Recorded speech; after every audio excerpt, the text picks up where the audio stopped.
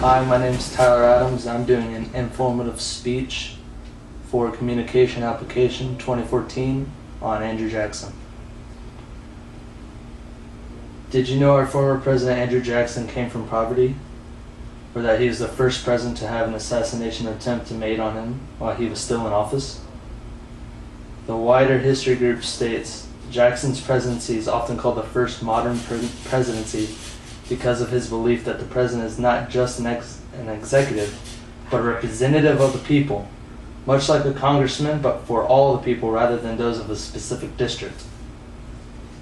Andrew Jackson was born in a Waxhaw settlement on March 15, 1767. His immediate family consisted of his father, his mother, and his two older brothers, Hugh and Robert Jackson.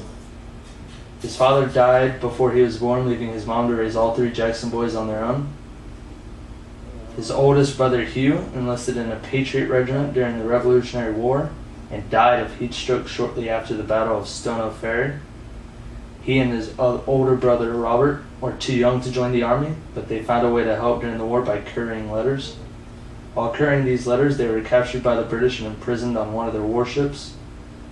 But while on the warship, they both caught smallpox, and shortly after their release, Robert died of it.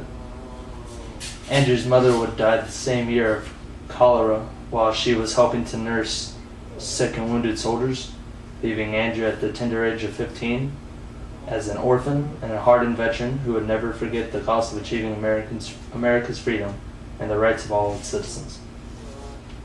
In the election of 1802, Jackson challenged Governor John Sevier for the position of Major General in command of the state militia and won. After the election, he and Sevier would end up in a showdown, with Andrew winning the duel. There were many enemies for the U.S. to fight, including Indian tribes, Spain, and the British. Andrew came out victorious at the Battle of New Orleans against the British in 1815. This was the last time any foreign country tried to invade the United States.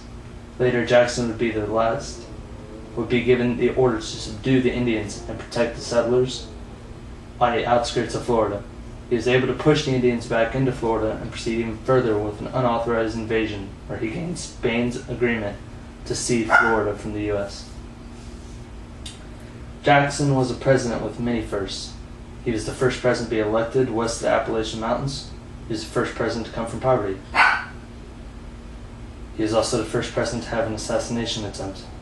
President Jackson was one of our nation's greatest presidents because he was able to take all of his life experiences and see how to better the nation as a whole for each and every citizen.